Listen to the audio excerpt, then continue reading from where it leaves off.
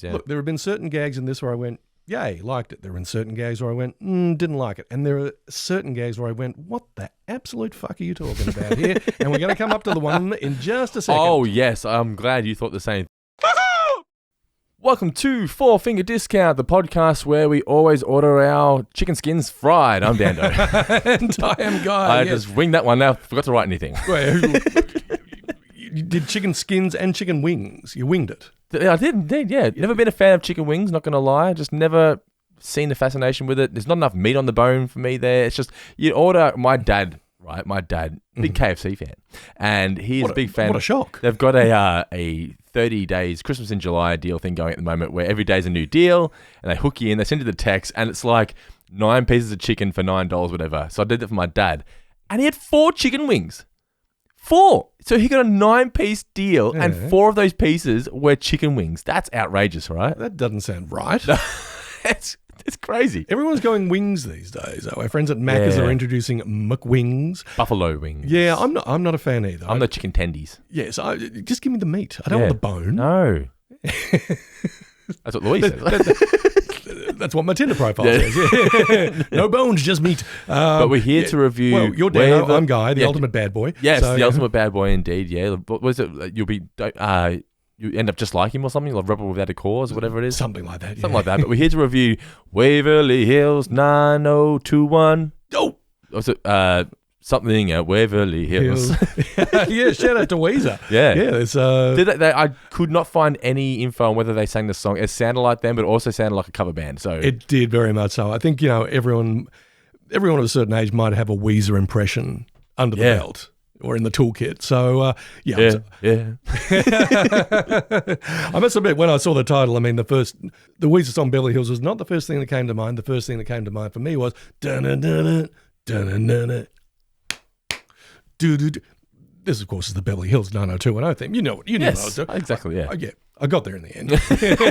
People might be going, what is he doing? What sort of noise is he making? As you say, the best themes are the ones you have to explain. Well, that's true. Is he malfunctioning? Yeah, but Waverly Hills 90210 dope. Yeah. The title that renames itself that automatically wins the Guy Davis new name challenge. What did you think? Initial thoughts? I thought a fun premise, although it was kind of forgettable in the sense that, and I get that that's the joke, and that's the whole point, is they're going to a new city, right? But all the supporting cast that we're used to of The Simpsons weren't in this after the first 5 or so minutes, right? Except for Skinner makes an appearance. And all the characters they introduce are so one note and bland. They've got no substance to them. They're just forgettable, which in turn makes the episode kind of forgettable. I certainly see where you're coming from. Don't forget we do have a bit of Wiggum action as well, though. We do, actually. That is right, yeah. But I want to touch on that as well. It's actually kind of depressing, that story, for a reason I'll explain. But I liked the Homer and Marge story because as someone who has been married now for over 12 years, I wouldn't say you're desperately trying to recapture anything, but you get used, you get comfortable, right? Yes. And you sometimes you're sort of seeking to try and recapture that feeling of the first couple of months. Oh, absolutely. The honeymoon phase. And that doesn't mean that you don't love each other, doesn't mean that the sparks aren't there, but it just means you can't really... You've transitioned into another mode. Yeah. Absolutely. And seeing Marge and Homer go back to this, it reminded me of Nicola and I went out, because we don't go out on many date nights anymore because we've got the kids and it's just hard, you work, blah, blah, blah, and we don't make time for ourselves. We went out on a date night about, 2 months ago. And it was similar to this where we weren't like, you could almost say Marge and Homer were like role-playing here. We weren't going to that level like that, but it was just, it felt like we were just young and hanging out again. Yeah, and getting to know one another. It wasn't like getting to know, but that kind of, I know what you're trying to say, yeah. Just the... Recapturing the vibe of when we were just first dating. We were just out playing pool together, just us, no friends around, no kids. It was just us on a date. That's what it felt like. Yeah, no, it was special. Oh, no, it's a terrific thing when that happens. Absolutely, yeah. I mean... look, the lovely Louise and I will endeavour to do that, certainly, when we get a spare moment, because, she's got her kids as well. Life throws challenges at you. It's very easy when you first meet someone, and when you love someone, to sort of, fall into a bit of a routine, particularly around, elsewhere in the world, it's probably nice and warm, maybe too warm. Here in Australia, it's very cold. Or you want what we call very cold. Yeah, what we call very cold. It's pretty cold, isn't it? Our main man, our patron, Jordan Mom and Richie's looking at us laughing. Yeah. 5 degrees, that's shorts weather, buddy. Harden up, wimps. Yeah. But yeah, it's pretty cold. you're really kind of in hibernation mode. You sort of don't want to do too much. It takes a bit of effort and a bit of concentration to go, no, we can't just sort of and hibernate on the couch or whatever.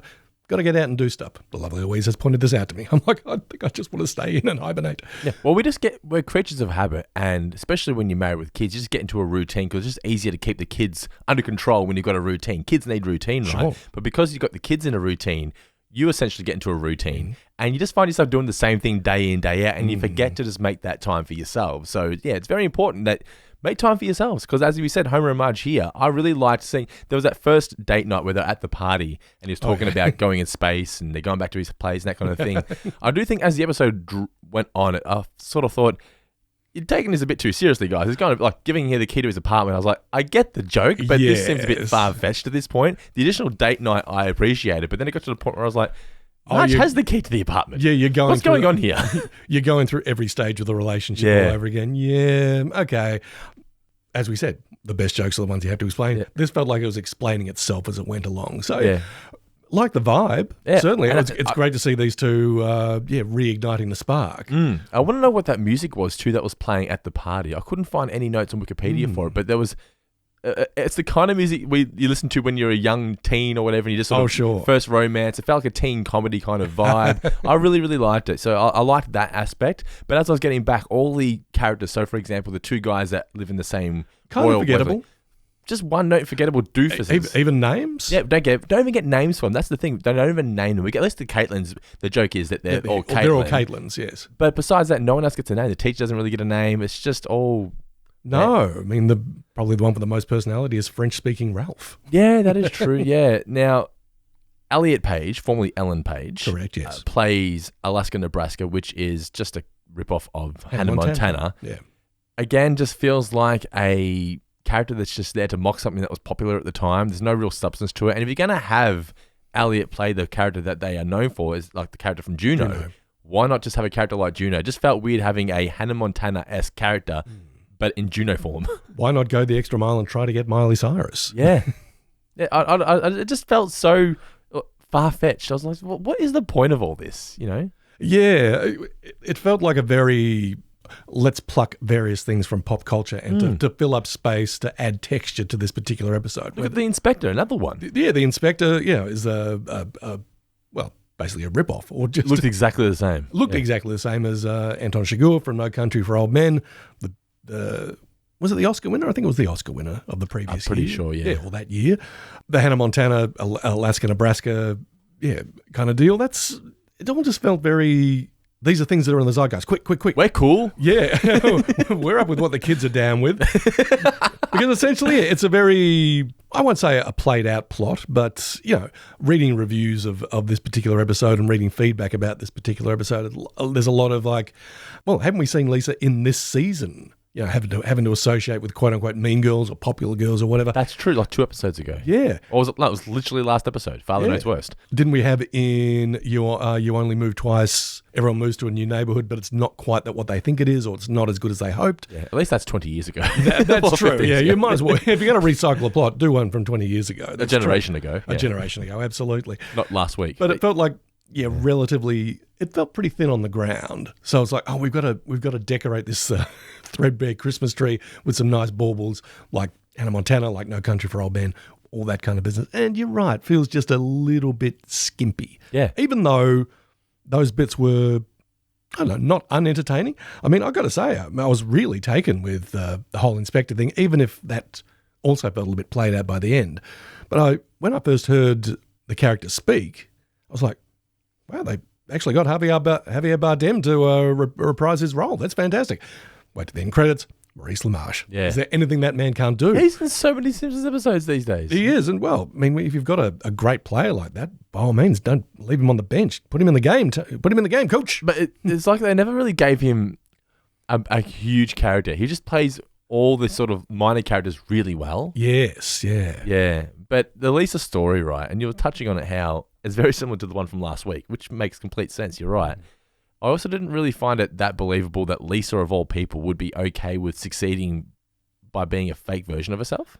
I get where you're coming from. I mean... So she was annoyed that she wasn't getting A's, right? Yeah. So she's going to do whatever she can to keep getting A's. But you'd think Lisa, of all people, we just reviewed The Boy Who Knew Too Much, right? And she was the one saying... She's sort of the voice of reason, the voice of taking a moral stand. Yeah, and I get that they've sort of changed every character by this point, but it just felt a bit silly that Lisa, of all people, would be willing to pretend... Because why would she want to be cool? She doesn't want to be cool. We literally learnt last week that she's not interested in being cool. I get where you're coming from. I get the feeling that it's probably a bit of compound insecurity. You know, if she's got... she's at this stage or at this school where standards have been raised a bit... Not that Lisa ever cruised or coasted or anything like that, but for her not to be a number one, that's going to put a dent in her confidence. And then you add to that, oh, well, I'm in a new school. I could be something else, you know, and people might like me here. Oh, that's not happening either. She's probably going to take the approach, oh, look, I'll do anything I can to fit in, to feel good about myself here. It reminded me a bit of the movie Never Been Kissed in some ways. I've definitely seen it. It's starring your girl, yeah. Drew Barrymore, because... There's a bit in that where, well, the plot of it, she goes back to school. She's like a grown woman or a young woman in her 20s or something, working as a reporter, and her editor sends her back to high school to see what the kids are like these days. She was, you know, a real horrible, a real hapless nerd during her first high school experience. She thinks, I got my chance to do over, and she goes back and she's the same old nerd. Luckily, her cool older brother... That should be my nerd. Luckily, her cool older brother comes along. Yeah. Poses a high school student as well, really stretching credibility, but he's David Arquette, I think.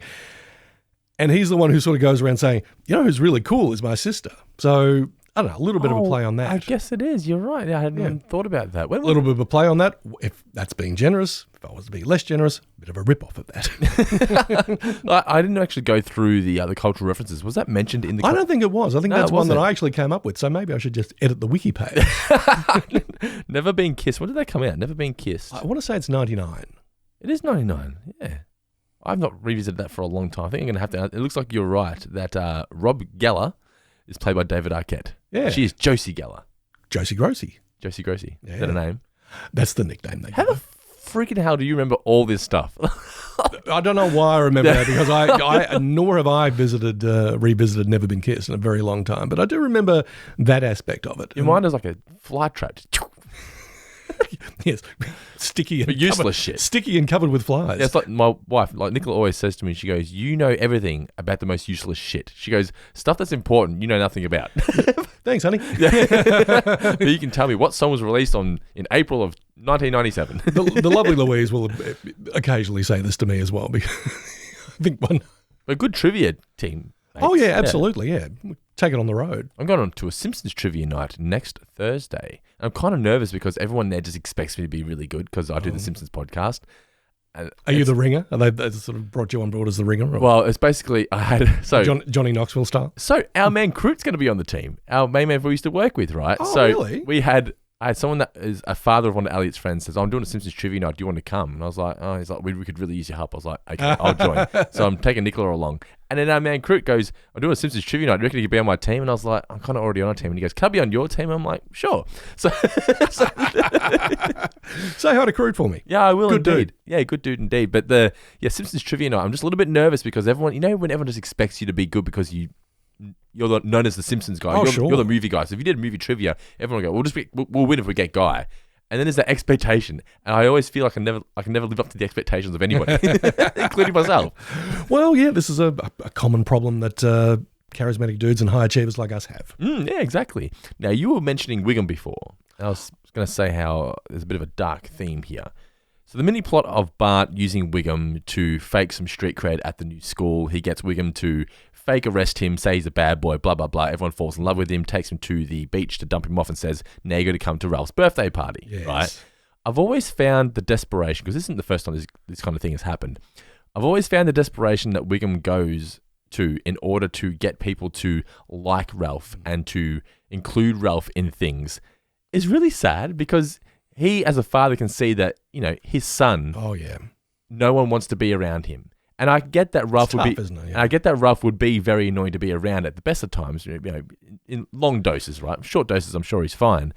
But for him to always be going out of his way to try and include Ralph in things, and people just being like, "No, I don't want to," it's a really sad aspect of that relationship. It's a combination of very sweet, Clancy wants to really do right by his son, and a little bit sour in that way, and actually, even more than a little bit sour. It's actually quite sour. Yeah. Quite sad. You're right. Because Ralph is seen as the dimwit and the moron, right? But he's also seen as the kid that no one wants to hang out with as a result of that. And it's actually really sad. It is. And the show, constantly, I don't know, wrong foots itself in some way. I mean, if we're meant to feel that way about the Wiggums and about Ralph, even in this episode, why have a scene at the very start where Miss Hoover basically hands over the class to Ralph and Ralph just does some of the most stupid shit? Yeah. Yeah. And not necessarily even just dumb shit, but also like dumb dorky shit. Like, da-da-da, the amazing Ralph, and jumps out a window. It's like, why? What's the point of this? Yeah.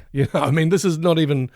There is zero substance to the character of Ralph these days. That's pretty much the case. There's zero substance to many characters these days. We've mentioned the bullies because they introduced Shauna recently. We thought that might be something new and fresh for that dynamic. But the bullies, again, they're all the same. They're idiots. Everyone's an idiot.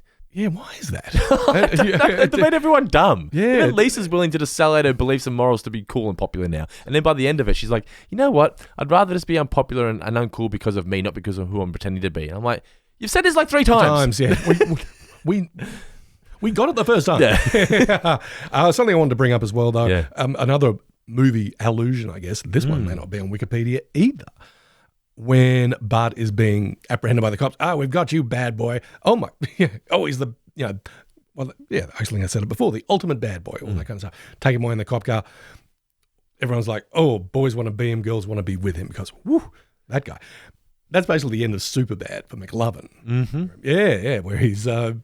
the cops he's been hanging out with all night realize, oh, McLovin's a fake ID. This a high school kid. Okay, but we like you. Okay, how can we work this so it works out for everybody? Okay, we'll arrest you, but, we're going to make you look like a tough guy. And everyone's going to be like, oh, that McLovin. So, did that guy do anything else besides role models? Christopher Mintz-Plasse. Yeah. He was in Kick-Ass. Yeah, true. He's been in a few things, I think. Yeah. Do you think he's actually worked pretty steadily? I mean, he can just do conventions forever as McLovin, right? Oh, absolutely. Yeah, I think now he's probably reached a stage where, Superbad's coming up on 20 years old. That was 2008? 2008. Yeah. So this is the thing. And we're only in 2025. We're not there yet. Yeah, this is the thing. There's going to be, like that to me seems like, I go, well, that's like the modern day American Pie. There's 20-year-olds out there who are going, what? What? like, old man, what are you talking about, modern day? What? Please, you don't get to use the term modern day, ever. I really don't. Even if you're talking about now. No. So, it doesn't even have to hit the 20th anniversary mark. But, he'd probably be strutting around con saying, yeah, it's McLovin time. Holding up bags with dollar signs on them. Little ID cards. Of course, yeah. And put a little signature on them. There you go. Yeah. CMP. Yeah. Christopher Mintz-Plasse. Favourite moments from Waverly Hills 9021 Doe. In these tough economic times, I did relate to Homer saying we can't buy a car. We can't get a place in Waverly Hills. The house prices have commas in them. I had in mine as well. I was like, so relatable. I like that Wise Guy was in there again. It's like every town has a wise guy. Yeah. Like he's cloned or something. Let's work at... Is Waverly Hills like a different town? I think it's a different district of Springfield. City? I think it's still in Springfield. Yeah. It's like going to... Well, Beverly Hills is part of LA, so you know what I mean? So it's just a rich section of Springfield, I guess. Yeah, because Bart goes by Costington's at some stage as well, which is a Springfield institution. Yeah. So I'm guessing they're still in Springfield, but they're in the ritzy part of Springfield. Yeah. Okay, wanted to make that clear. But Wise Guy, what was his sort of role? Was he like a city... He's at City Hall. He was welcoming them as... That's right. Local residents, I guess you could say. That's pretty much it, yeah. I mentioned Costington just before, and I like the Costington's gag, where he's in the window, he's got a little mustache on. It's been done time and time again, but yeah. Oh, absolutely. But, when a good gag is... when it's a good gag, run it into the ground. Yeah. Mentioned Maurice LaMarche, fantastic Javier Bardem impersonation. Even if the character doesn't really do a whole lot or add a great deal to it, again, nice bit of texture. And I thought the insecurity gag about the security guards was all right. Whenever I see, and shout out to anyone who's a shopping mall security guard out there, or even a bouncer, I look at him, I'm just like, not real. You walk past, you go, Paul Blart, more cop. Paul Blart, more cop. And then bam, bam, 2-piece feed. What did you enjoy? I liked Homer allowing Marge to play the game and her just going, I'm doing it. Oh, yeah, with the tea bag. Yeah, it's just when... What did you say? Oh, it was a teabag. Yeah. I was like, what? Oh, yeah, the game. Yeah. So I think it was desecrating or whatever. The corpse. Yeah. But it reminds me of when I play with the kids now, and I go, "Hey, do you want to do this?" And Ali, push circle. It's mainly Holly because Ali's pretty good at games, but Holly would do like a circle or a jump. I'm like, you jumped over the gap, and you can see she's so proud of herself. She's really like, oh, I did it. She doesn't say anything. She just goes. Saw this meme the other day where so a grown-up was watching a kid watching a Let's Play, saying, well, why don't you just play a video game? And the kid said, well, you watch football, why aren't you outside playing football? So I disconnected the Wi-Fi. It is true because what he does though, because Elliot was right into Crash Bandicoot recently and he hasn't been playing the PlayStation much at all, which has been outside kicking the footy much better. But he would watch someone play the level and then he would then go and do it. And that's why he said, he'd go, hey, Dad, you got to go back there. That's where the red gem is. And I go, no, it's not. And he goes, yeah, just go through this box. And I'm like, how did you know? And he goes, I watched so-and-so do it on YouTube. I'm like, hanging out with someone without me? Oh, wait a minute. I'm supposed to teach you these things. Yes, indeed. Don't be taking the word of some Let's Play. Yeah. Rando. Felt dirty. You've been out there gallivanting. I liked Mrs. K selling the Air Supply Greatest Hits CDs. Oh, yeah. Yeah, just take me back. I'll talk more about that when that moment comes. But any other favourite moments for you? That's all I've got for now, but I'm sure others will come up as we talk about the episode. All right, trivia time. My first question for you is, where is Homer's toilet at his new apartment? Oh, man. Specific type of restaurant. Yeah, it's at a restaurant down the street, but is it the Ethiopian restaurant? Yeah, at the end of the block. At the end of the block, yeah. Mm-hmm. Hey, got there. When Miss Hoover receives tenure, she decides to put her feet up and read which magazine? In Style? In Style. That was going to be a trivia question that I didn't. I'm glad I didn't answer yours. My next one is, I've already ruined it myself in the intro. What does Alaska order? Well, I've said fried chicken skin and what else? That's a really good question. Purified water, I believe it was. Purified water? Something along those lines. Some type of water. Speaking of Alaska, she is on a poster at the high school. It says 4 words. Do you remember what those words are? None of them, no. Reading isn't just whatever. Reading isn't just whatever. And my final question for you is, what type of movie does Homer like to talk through? Well, it's comedies. Comedies. Yeah. It's like, why are you watching a comedy if you don't want to hear more jokes? Yeah. A lot of logic there. There is logic, but granted, someone who talks during movies is very annoying. Depends on the situation. I get it. If you're at a party and there's just a bunch of mates mucking about, that's fine. Oh, yeah. But you're trying to watch a movie and someone is commenting. You know what I notice I've been doing a lot lately? We're watching a TV show. Because I don't want to interrupt and speak over the top so Nicola can't hear, I'll pause it. And I'm like, I think that's actually more annoying than just I think it might be, actually. Like, pausing. Yes, what do you want, Brendan? Yeah, sure. Push play, please. Pause again, Brendan. Yeah, what do you want to tell me? Okay, cool. I don't care. Push play, please.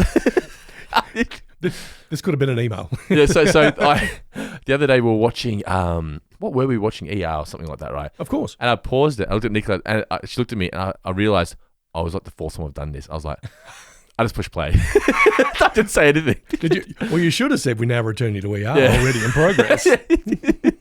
Because that's always a winner. Always a winner, yeah. Any more questions for me? I can give you one more, and it's related to the whole air supply telemarketing deal. Okay. What is on Mrs. K's mug when she is good question. Selling air supply CDs? I've got absolutely no idea. What is it? It said, "Life is a beach." Life is a beach. Okay. All right. Well, that sums up. There we go. That is our trivia. Let's get into our stonecutter, shall we? Oh, absolutely. We should. Do it. Yeah, the most important part of the show. Who is the most important stonecutter? That'll be Glenn Gomez. And we just lost $100. Glenn, we're expecting you to ramp up your patronage as a result. No. It would be GKT. Oh, my goodness. Absolutely threw you then. You did. I was like, can you just get dyslexia? Of course, it is KTG. Yes. We say Uncle Darren is the patron saint of Four Finger Discount. Is it actually KTG? She's the one that keeps the lights on. She's the Queen Bee. It's the Queen Bee. Queen Bee KTG. The Queen G, some would call her. Well, you might. Yeah. But shout out to Katie G. Yes, thank you for your support, your $100 support. Also, shout outs to, as you said, Glenn Gomez, Justin Parker, Zach Pruitt, Shani Macca, Elliot J. O'Neill, Isabella Murphy, Rach Beasley, Stephen Roberts, Sean Devey, Pete Anderson, Timothy Burleson, Andrew Davis, Kevin Dental Plan, Flood, Bella Winterbank, Jack McFadden, Heath Appleby, Adric McLeod, Mark Trelevin, Ginger and Pickle, Preston Murray, Talia Enriquez, Declan Phoenix, Brian McCoy, Logan B, James Shepard, Joe Reedensek, Dave Pretzels McNally, Gavin Lang, Dammy Miller, and Charlie Joe. Thank you for being Stonecutter supporters of ours on Patreon. And if you want to get your name read out on the show, it's going to be a supporter of ours on Patreon. If you're not on the top tier, you'll get your name read out at the end of the month on the mailbag episode. What a top-notch team. Thank you, every single one of you. All of you indeed. All right, so the original air date of Waverly Hills 9021 was May 3rd, 2009. Would you like to know the top 3 films at the US box office? Tell me a little bit about them. All right, then. Let's go to find because my computer did this thing where it just closed all my tabs, and I was like,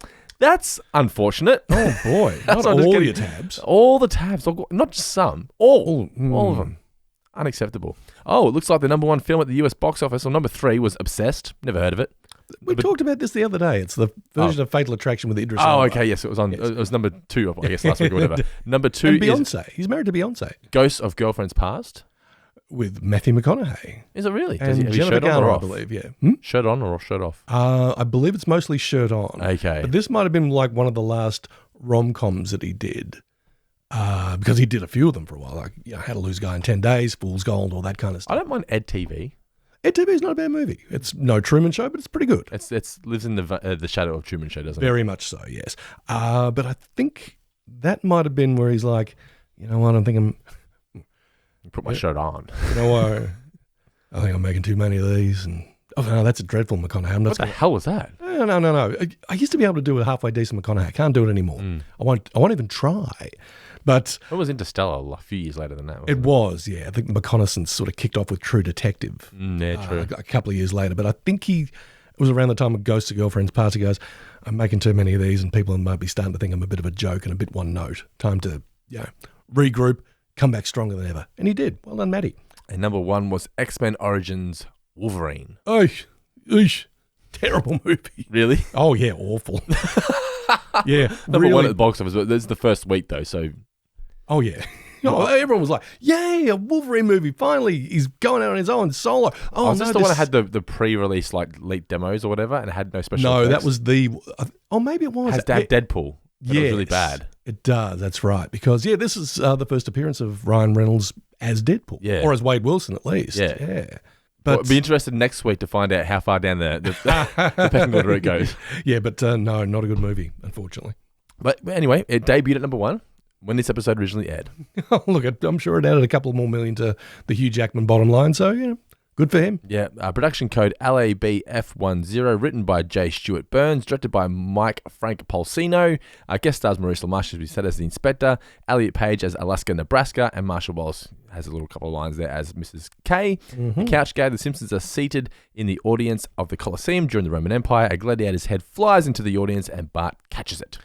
Homer's very proud, ruffles his hair. Yes. How does the episode kick off, Mr. Davis? Do you remember? The episode kicks off with Marge. She's not really jogging so much as power walking. I've got power walking. Yes, yeah. It doesn't look like she's much of a runner, but coming across Science Water. A ripoff of Vitamin Water. Correct, yeah. But right down for the logo. I mean, it probably is still a thing, but it was very much at home. It was like, oh, wait a minute. No capital letters here.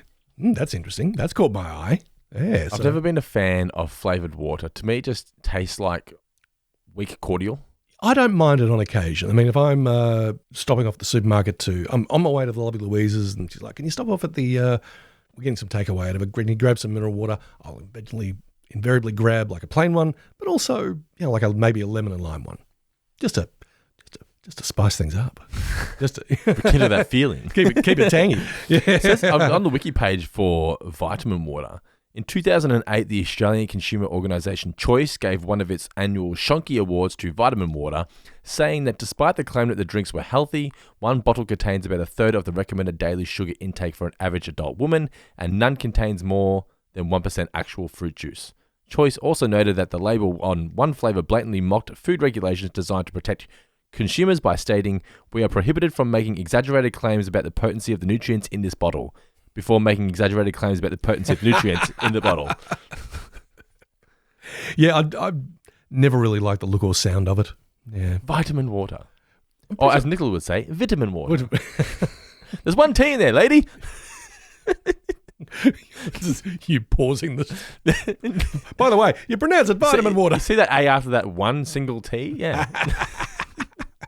But I say pita bread though.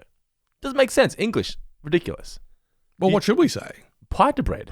By that theory, it's vitamin. Yeah, good point. It should be pita bread.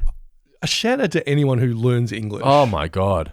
So I actually got this. We were writing Elliot's birthday presents out, right? And my mum and dad said, here, can you just buy something for him and say it's from us, right? And I'm writing from grandma and granddad, right?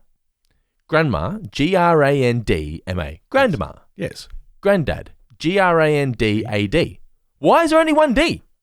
I never thought there was. It is. It's granddad. It's not granddad. It's granddad. One D. I would have gone with grandpa.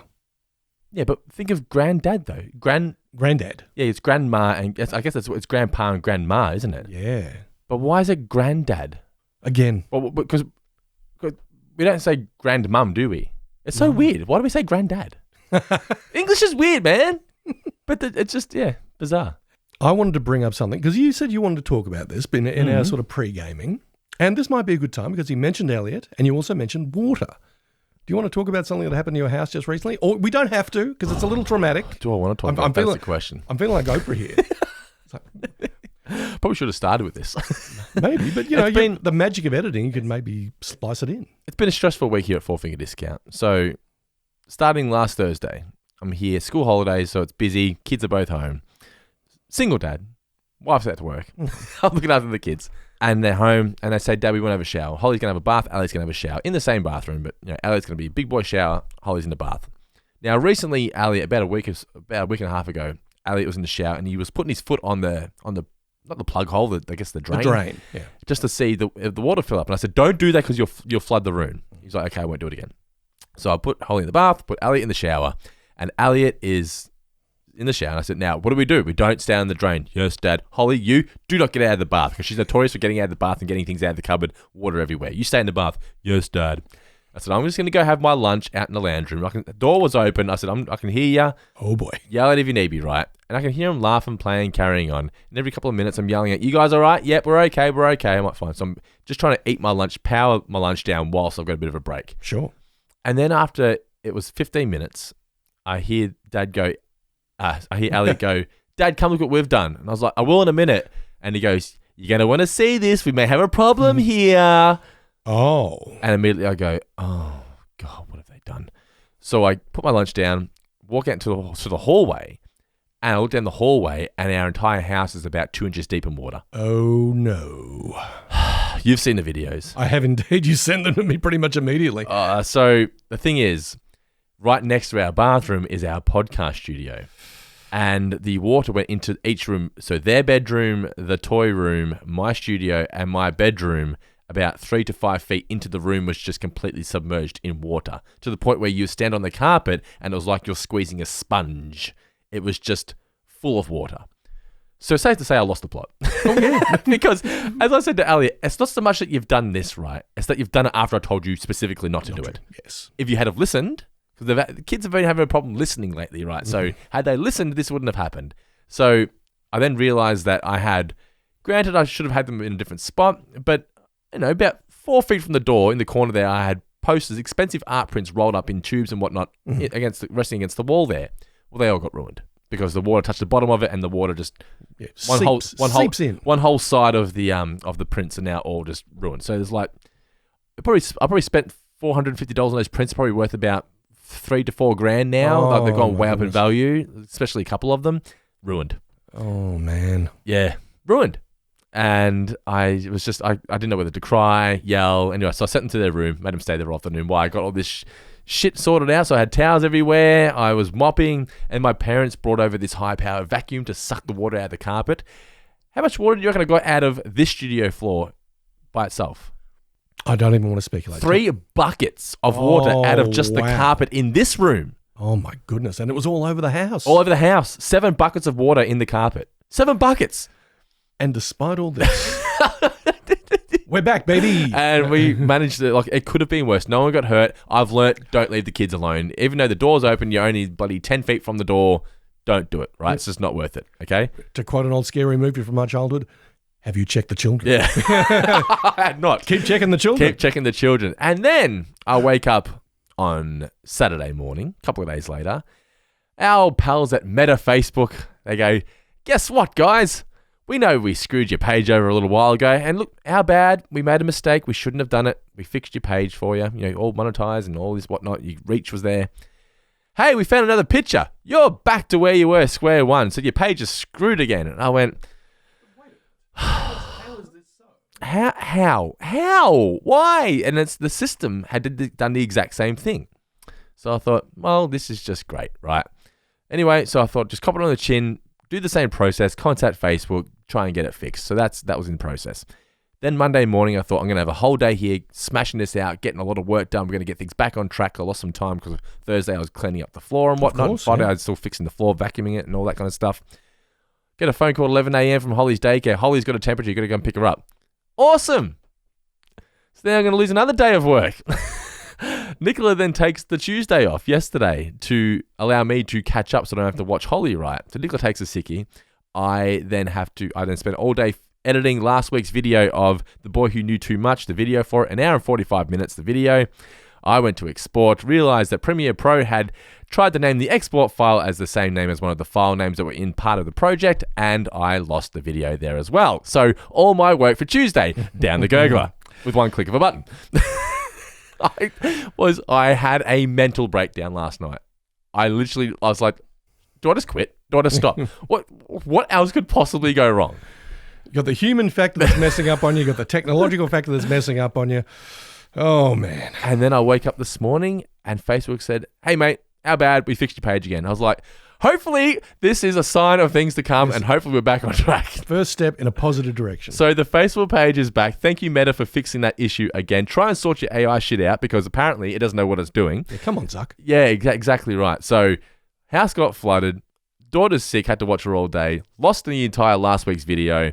I'm doing my best. So I've still got the last 40 minutes of last week's episode video form, but the goal was this week to kick off saying, going forward, every episode of Going Down to South Park and Four Finger Discount, you can watch full length in video form on our YouTube channel. So follow the YouTube link in the description of this podcast and hit that subscribe button. If you're watching on YouTube now, hit subscribe.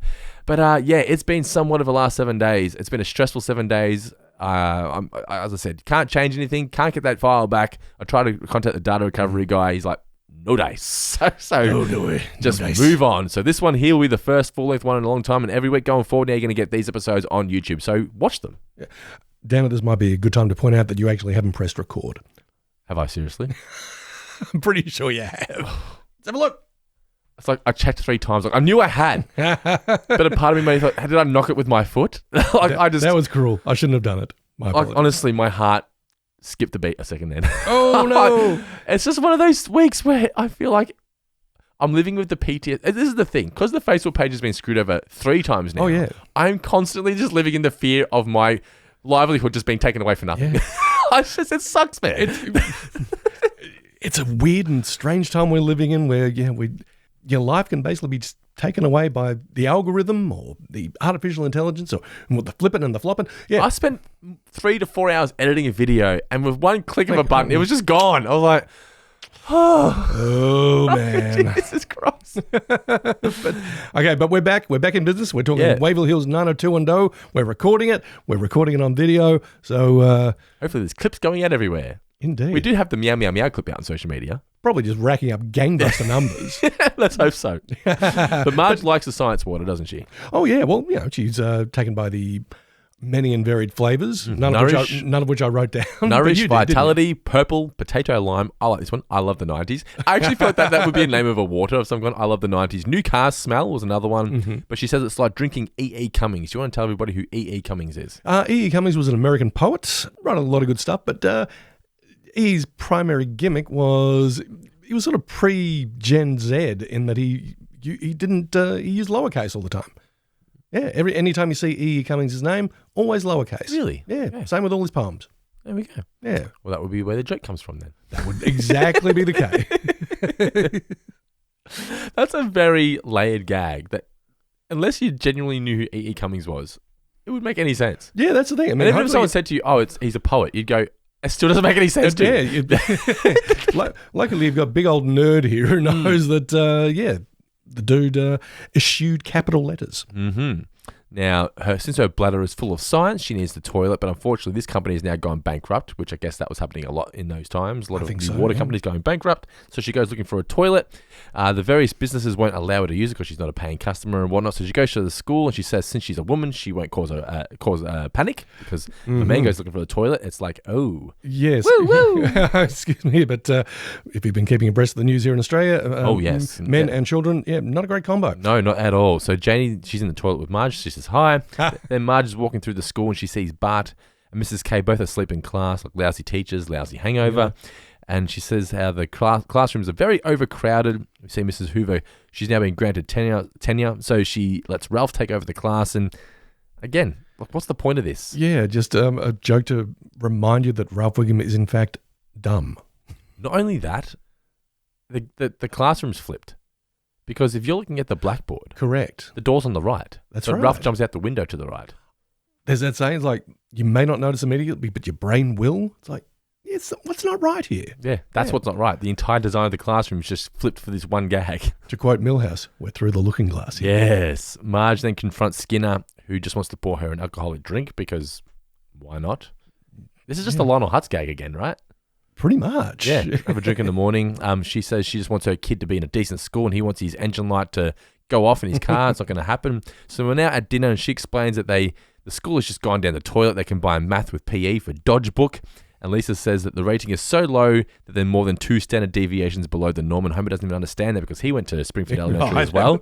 I like that. Milhouse then says his cousin goes to a much better school in Waverly Hills. And Lisa says that's a great school. Their auditorium and gym are 2 different rooms. They can't believe that.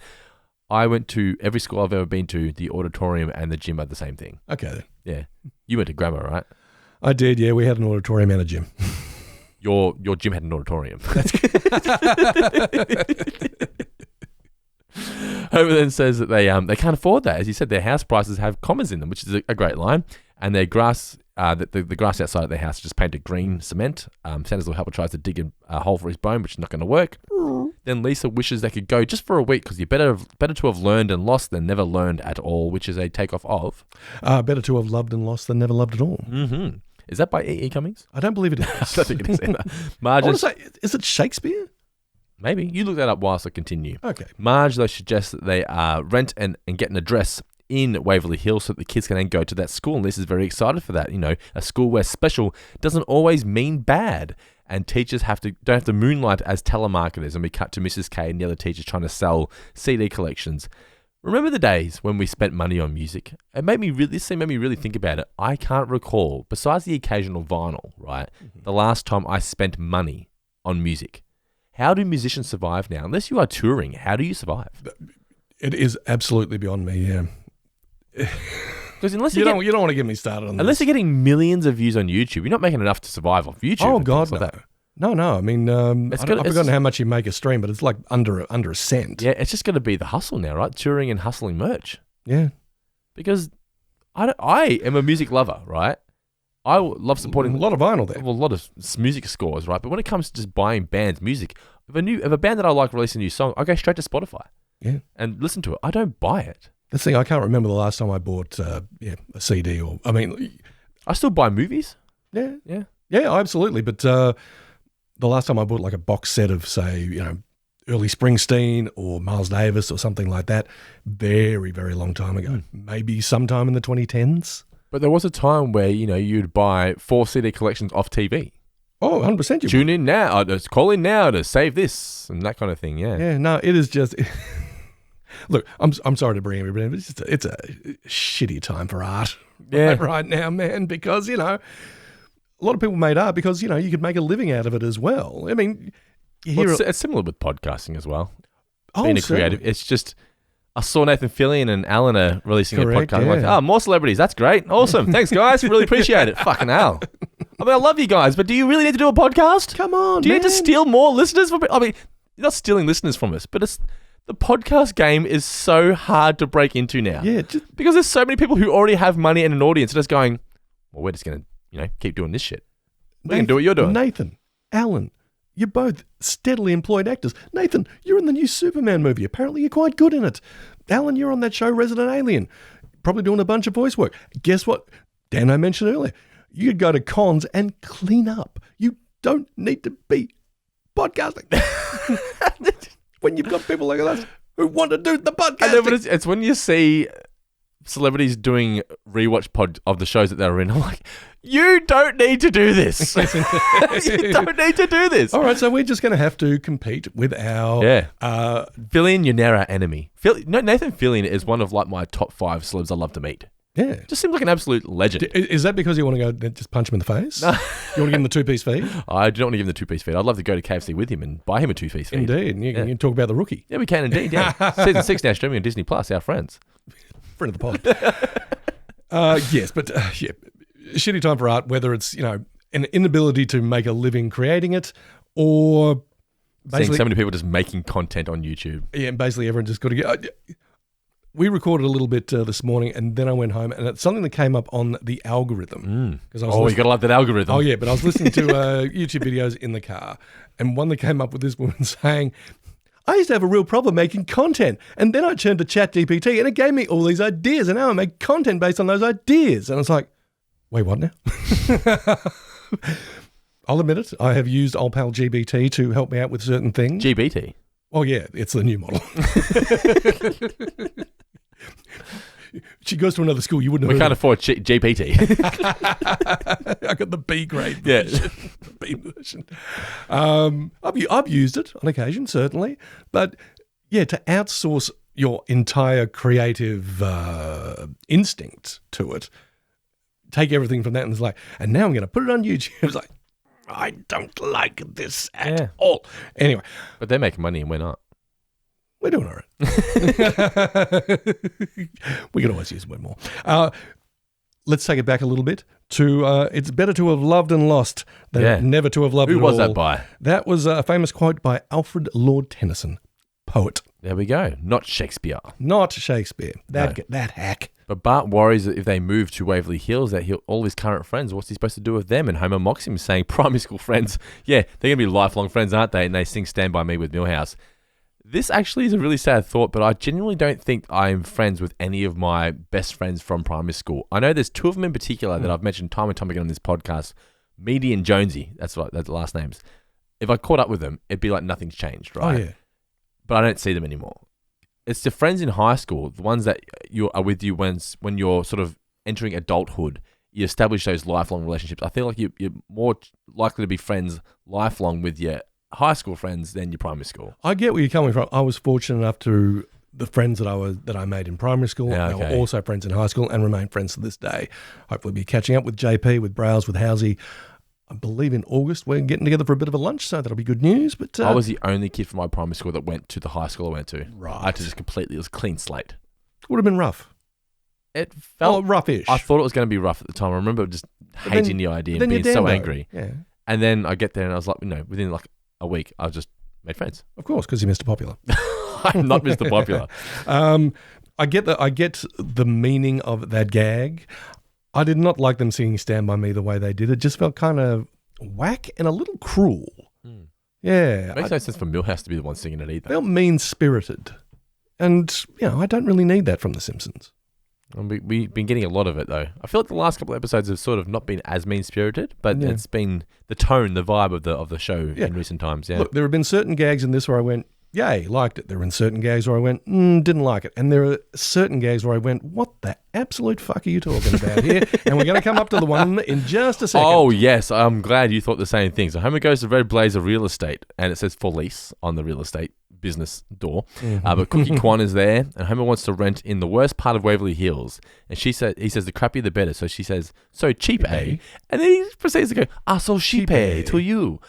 In that tone. And I'm like, what just happened? What just happened? I nearly dislocated my neck going, what? I mean, and not because I'm a snowflake and not because I'm overly sensitive. I'm just like... It's not even funny. I don't get the gag there.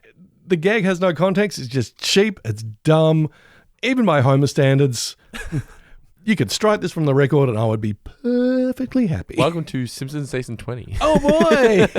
So, yeah, get used to that. Yeah. But then we get a montage of them going to various places, one near the train. Sometimes there's not a train going by. Then 4 walls. I'm thinking more of a 2. Then he arrives at Royal Waverly. There's no windows, no parking, and a man once died here, and he eventually accepts it.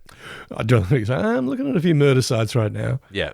So now the Waverly Hills song plays. Waverly Hills. Which is, it sounds like Weezer, but it's not. It really does, yeah. But, we did our I checked deep the dive. credits as well. No mention of Weezer in the credits. Yeah, Weezer was not in there. We looked all over the internet.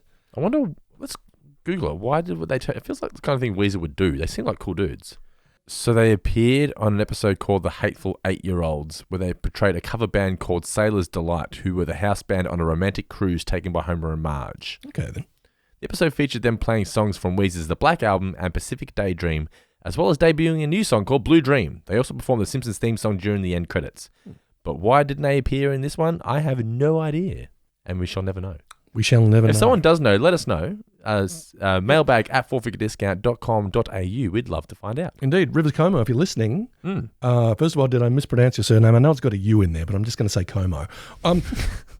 Also, any other members of Weezer, if you're listening, apologies for not knowing your name. But let us know why you weren't on episode 19, season 20 of The Simpsons, Waverly Hills 90210. But in Waverly Hills, we have Spiffanies. We've got Paris Hilton, or a lookalike, with her dog in a bag, and then that dog has a dog in its own bag. And then there's a homeless guy getting paid lots of cash and jewels and whatnot, various mansions. But they've tweaked the words here for Beverly Hills, where I think it's like, get education fraudulently. And Krusty runs over some photographers, just throws money at them. Homer and Marge get welcomed at City Hall by a wise guy. The kids then attend school. They can attend school immediately, but he says the inspector will be checking sometime this month to make sure that the kids are actually living in Waverly Hills, because a lot of people try to mooch off the system and get the kids to go to a school without actually living there. Of course. And Homer says, I can see them now with their bald heads and their blue head wives. They disgust me, didn't And they? then the inspector arrives, and he says, call it friend. And it's not just friend. It's Friendo, yes. So the film, No Country for Old Men, does he flip a coin, this character?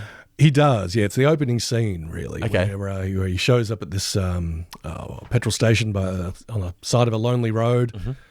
Yeah, and basically just psychologically torments the guy behind the counter, and telling him to flip a coin. And the guy says, "Well, I need to know what we're playing for here. What am I flipping for? Everything." If some guy walked in and did that, you'd be like, "Oh shit!" Yeah, he's not threatening him, but he's just being extremely threatening, making you uncomfortable. Making you very uncomfortable. Yeah, it's such a fantastic performance. Yeah, okay. Homer calls it on its side. What's that? I was like, head, tail, on the side. Good for you, friendo. And then he validates his parking, but it's not enough, so he validates it again. Yeah. Here's the thing. I mean, if you hadn't seen No Country for Old Men, which I haven't, you'd be at a disadvantage. But at the same time, the character was sort of in the collective consciousness so much that you sort of knew, right? Yeah. I just visually, I know him. Yeah, he's got a very distinct look. Homer then calls from bed, and Marge says, "You only have to stay there until the heater's off." The heat is off. That hissing's coming from the snake that's in the radiator. And then she follows it up by saying, "We just need to stay there until Bart graduates high school." And so that's another 20 or 30 years. And I just went, didn't you just say he only has to stay till the heater's off? And now it's just to stay till Bart graduates high school? Yeah. What? It's kind of a land speed record for a show to contradict itself in the space of maybe 3 seconds. One sentence to the next. Here's a jag, here's a gag, and now this one is going to contradict said gag. And even though neither of them are really gags. Is that the joke? Was that the joke? I don't know. But Homer's living in one of those beds where it... I think it's called a Murphy bed, yeah the one that comes out of the wall. Yeah, and then... I always liked the idea of it. I mean, but I'm someone who has always liked the idea of little spaces like that. I mean, I think I would have been perfectly happy in a little apartment, tiny house, van life. Not too late. Cardboard box by the side of the road. Be careful what you wish for, kids. But I always liked the idea of a Murphy bed, though. I mean, seeing those in movies when I was growing up, and like some dodgy apartment in New York City, it's like, that seems very efficient. Utilising the space. Utilise the space. But the bed comes back out. Homer's not there. Where am I? Now, Marge then drops the kids off at school. Lisa, have fun. Bart, don't. We're on the that she's impressed by the campus stables. They go on field trips to Europe, and their cafeteria serves real meat. Real meat. Yes. Principal Dr. Bettelheim introduces himself. Quick note, if I may. I'm not sure if Dr. Bettelheim is named after a gentleman named Bruno Bettelheim. He was the author of a book called The Uses of Enchantment. Sort of like it's a nice counterpart to The Hero with a Thousand Faces for creative types who want to get a little deep with their archetypes and things like that. It was talking about psychology and fairy tales. Bruno turned out to be a big old fraud, apparently. I think he was there are articles saying he was a bit of a plagiarist, and he also, sort of falsified some of the degrees that he had. He was talking about, I'm a psychologist, or things along those lines. Like, you're not actually qualified in those things, buddy. So, liar. Shout out to Bruno B. What a hustler. I do appreciate a good hustle. Oh, yeah. You've got to admire the hustle. But then Skinner arrives, and basically he's saying, no, you can't have Lisa. We need her because she makes all those scores go up, and she writes the jokes. For the morning bulletin or whatever. Morning bulletin, stuff like that. And then Chalmers is there as well, and Skinner's basically just jealous. What is it? Evaluating other people? I think it's you're overseeing other people. That's right. Overseeing other people. There we go. Yeah. What our kids think? Well, the kids know, and they're happy for me. Yeah. Then the fellow housemates welcome Homer by farting on him, and he goes, oh, "That's great." I was like, what's going on here? That was such a weird comeback to that. That's great. But also, those guys in that apartment, I mean, they haven't really indicated or what sort of place, what's the place called? Is it the Hotel Waverly, the Waverly Arms or something? Is it a frat house? It seems very frat house. Or, just cheap apartments. But, this is the first indication of the people who are also living there. It's like, why is it like a college dorm? Yeah, so weird. But they're excited to play poker with Homer because he's not very good, and he always forgets to cash in his chips for money at the end. The bromance has just become bromantic. Then Lisa meets the Caitlins. Caitlin with a K, Caitlin with a C, and Caitlin. Yeah. Yep. By the way, one of my trivia questions that I didn't use. Yeah, okay. But you may well know it. What was written on one of the dude's T-shirts? Do you recall? No. It said, "What would Itchy do?" Well, it did say that. It had a picture of Itchy's face. That's right, yeah. So there we go. Then, was that a reference to What Would Tyler Durden Do, you reckon? That was a big website at the time, wasn't it? Yeah, or What Would Jesus Do? What Would Jesus Do? That's, yeah. I remember every kid in high school this... Oh, no, this is 2000... Fuck, man. 2009 is 3 years after I finished high school. Oh, God, I'm getting old. 2008 is almost 10 years after the release of Fight Club. Yeah. Oh, my God. But yeah, the website, What Would Tyler Durden Do? I'm aware of it, absolutely. Yeah, when I was in high school, several years before this episode came out, everyone was on that website. Let me just sing a little song for you. Time keeps on slipping. That was just one of those moments where, like, literally time just hits you. Into the future. Man. Getting old, buddy. But they ask Lisa for what's her favorite Alaska Nebraska song. She doesn't even know who she is, so they think that she's lame. And Lisa says, well, you're violating the American with Disabilities Act by saying that. And then they say you're even lamer as a result, which, yes, Lisa, that was not the comeback you needed in that moment. She gets a B+ in class, but she always gets A's, and the teacher says, well, maybe that's why you never got, that's maybe why you always got A's, because your teachers never checked. And Lisa's like, oh, I've been challenged. How am I going to respond to this? And she just cries and breaks down, runs off complaining to Bart. And he says not to worry, though, because they have got a clean slate here. They can establish new cred, and that's what he's about to do right now, where Wiggum arrives and arrests him. And as you were saying, he's the ultimate bad boy. Befriend him and end up just like him. All the girls swoon. I can't believe it. Yes. Oh, yeah. He gets dropped off at the beach, and now he has to go to Ralph's birthday party. Where was the birthday party? I don't know. It's the bowling alley, remember? Oh, okay. You have the right to remain... He says something about... The right to remain strike or something? No, when he's reading his memorandum... Actually, no, it's when he picks him up, he goes, weren't you supposed to be somewhere between 2:30 and 4 or something at a bowling alley? But yeah, so it's at the bowling alley's birthday party. Who's going to turn down a birthday party at a bowling alley? I know, right? Who's going to turn down a birthday party when you're a kid? No, it's the social event of the season. It is, yeah. Or the weekend, at the very least. Yeah. But I did like that. But drove a hard bargain. He's like, I need one goodie bag now, party bag. Yeah. One later. Yeah. Now, I've learnt this, right, as a parent of a child. I can't recall going to birthday parties and getting party bags, right? But it turns out, I may have mentioned on the podcast, party bags, a party is defined by the party bag, right? Because it's all about, you got to send your audience home happy, right? You got to end on a high note. You have to stick the landing. So the party bag is pivotal to kids remembering your party as a fun experience. So I made sure that Ali's party bags were loaded with shit, right? So what was in them? So Ali, you had like a couple of chocolates, you had some lollies, you had a glow stick, you had Ali put a pack of footy cards in each of them. There was just a bunch of just little toys, lollipops. Wow. Yeah. Went the whole 9 yards. So the party don't start until the people get home, essentially. Yeah.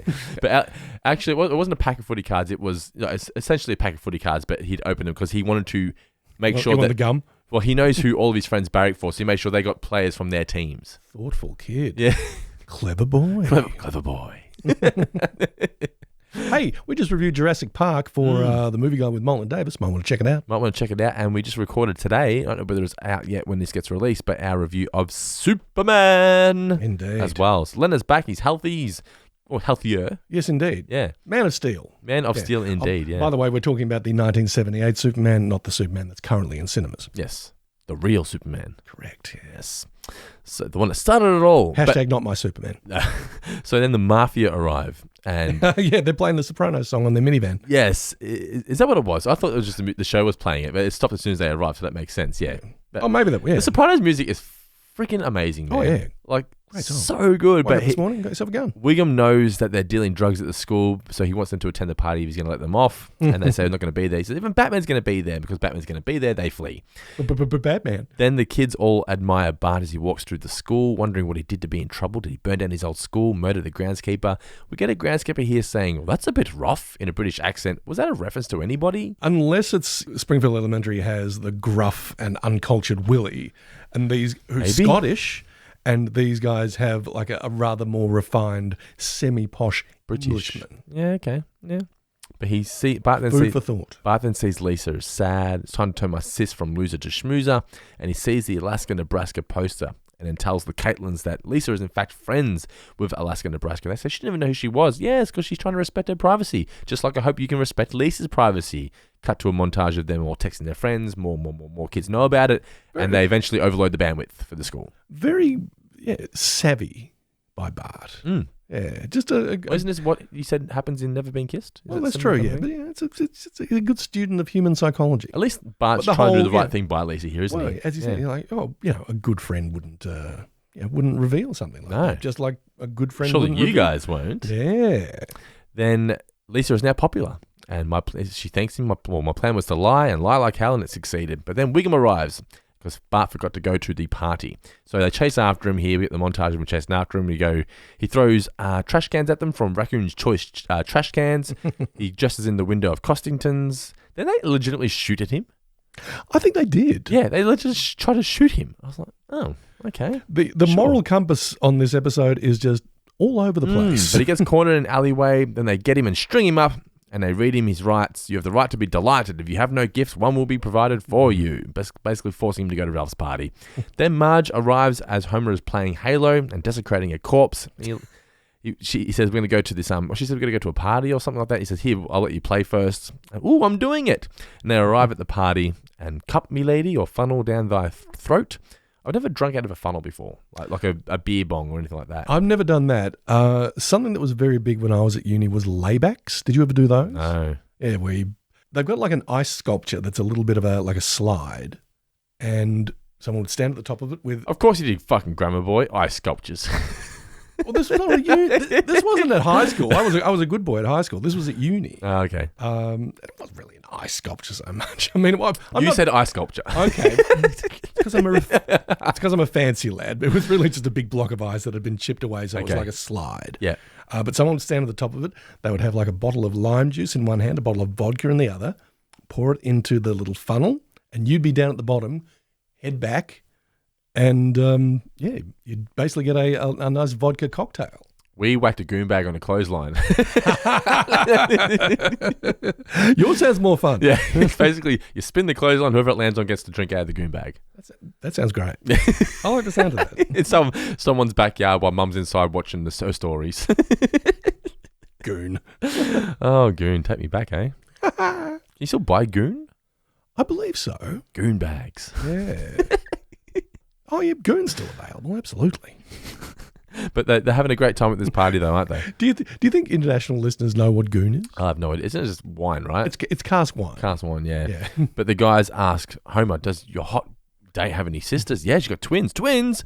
Homer and Marge just flirting with each other. I was once in space. A lot of rules. Blah, blah, blah. And they go back to his room, but they don't need a bed because they're not going to be sleeping. I did skip over the part where the guys are talking to Patty and Summer, though, who are just randomly there now. So were you both in the same accident? And they can hear banging next door, Homer and Marge, and I think they're not the only ones having a good time, but it's just one of the guys banging his head against the wall. What was I thinking? What was I thinking? And Marge is leaving, and he says, come back, and I'll cook you some of my famous microwave burritos. I stopped the oven when the middle bit is still a little bit frozen, and I heard that and went, that doesn't sound good. What sort of technique is this? I know. What is it? She says, the key to a woman's heart or something, and I was like, not cooking food properly? If I served Nicola a frozen meal that wasn't completely cooked, she would leave me. Of course. she'd be right to do so. Still a little bit frozen in the middle. Why would you do that? I don't know. Am I missing something here? I'm guessing this is a gag about the low standards you have when you first start dating or something, or maybe when you're when you're a young person and first dating for the first time. You're fresh out of home. You don't really know shit. You're willing to accept things that you don't really like, but you. That's in the first flush of love or whatever, it's like, oh well, he can't cook at all, but but his heart's in the right place. He's actually making the gesture. Wow, to make me dinner. Yeah, that could be it. Maybe I'll accept that. Okay then, because and say it with me, folks. The best jokes are the ones you have to explain. Then he says, "You, me, and the wife, we can have a two-way." We're now at the school. The teacher has now has changed Lisa's score to an A. And her daughter is a huge fan of Alaska, Nebraska. So basically, she's trying to use Lisa to get to Alaska, Nebraska. Yeah. Her daughter wants an autograph. It'd be very A+ of you to do so. Then she says you don't have to hand in any more homework next week. And Lisa's very just happy now. She goes, oh my God, I can't believe I've got this. I don't have to do any homework. But Lisa would want to. She would chafe against it. You think, but Lisa's a little inconsistent. Even the Ralph gag of him being French at the school was stupid. He speaks French and then goes into a locker.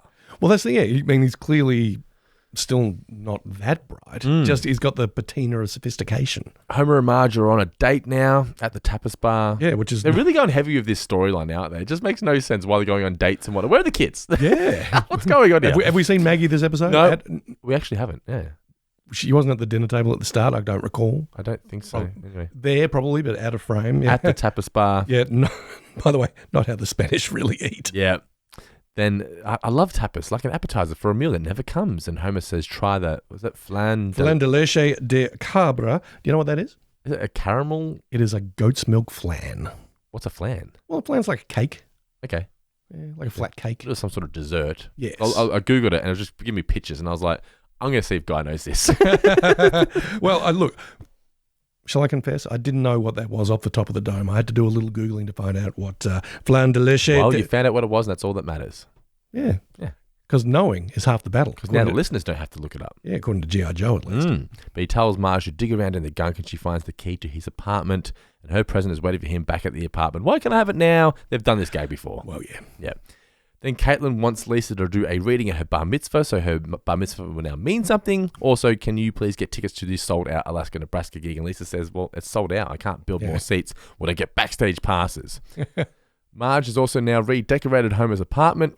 It's not her, it's her apartment. Like that's the thing. I know that's for the story. Yeah, they're committing to the gag, but at the same time, it's like, I don't like it. But she says, you don't need to wait anymore because I'm here. And he says, you reminded me of my ex-wife or something. I think he says something along those lines, my first wife. And we can discuss that after a brunch with my mother. Then Lisa somehow gets into Alaska, Nebraska's room. Oh, she smuggles away inside the food. Yeah, somehow. Don't know how she pulled this off. Yeah.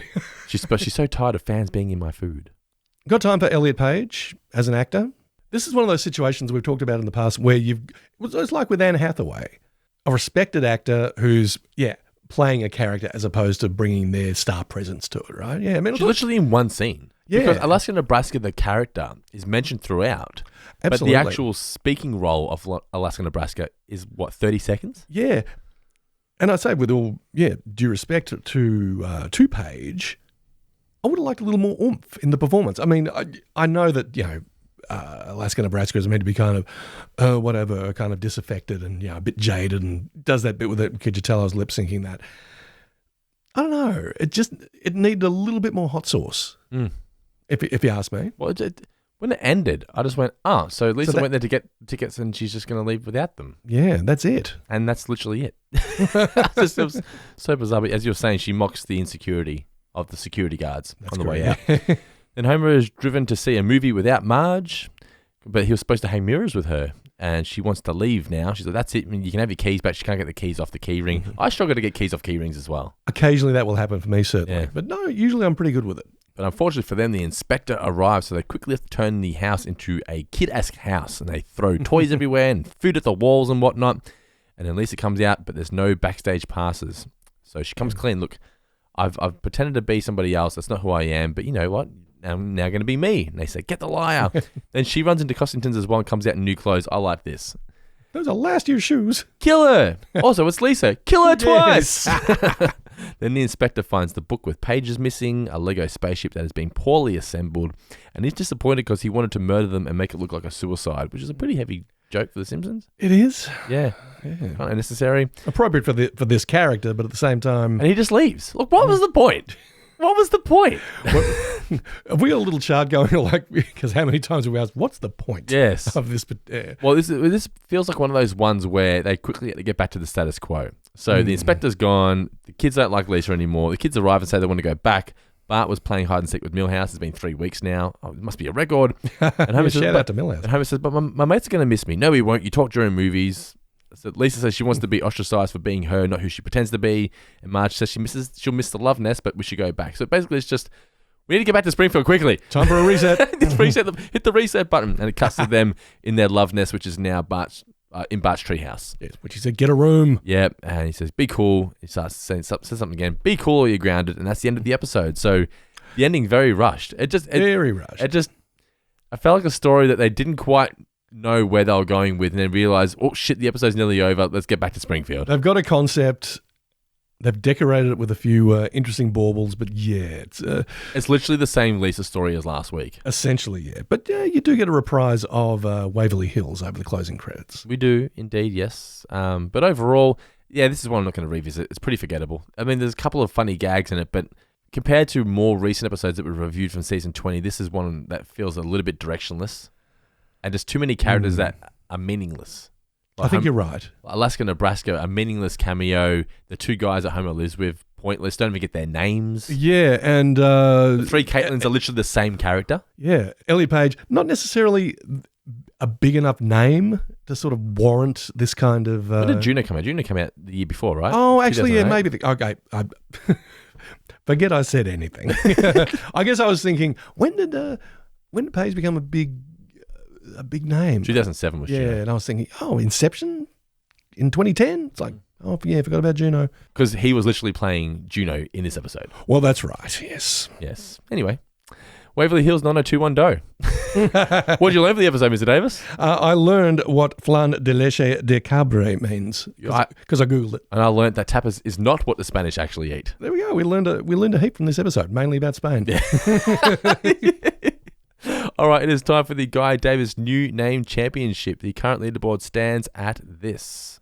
In first position, we have Jared Hornby. His name is Jared on 23 points. In second position, we have Phil Hawkins on 21 points. Close. And in third position, we have Brian Hughesy. Not Mick Hughes, just Hughes. On 18 points. Take it away. Okay, then. 1 point goes to Schooling Around. That is Phil Hawkins. He's now only one behind Jared as it currently stands. He's on 22 points. Well done, Phil. Oh, my goodness. Well, let's see. There's only 2 episodes left this season, too. It's going to come down to these guys, I reckon. Wow. Let's see how we go with when I give 2 points to Do and Out in Waverly Hills. Ooh, that would be... His name is Adam Woolhouse. Oh, my goodness. You're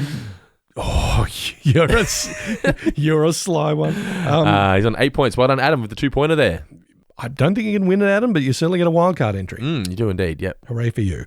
Okay, then. I'm kind of excited. You should be. A little nervous. 3 points goes to Catchment If You Can. That is Mike Salter with his first points of the season. Wild card.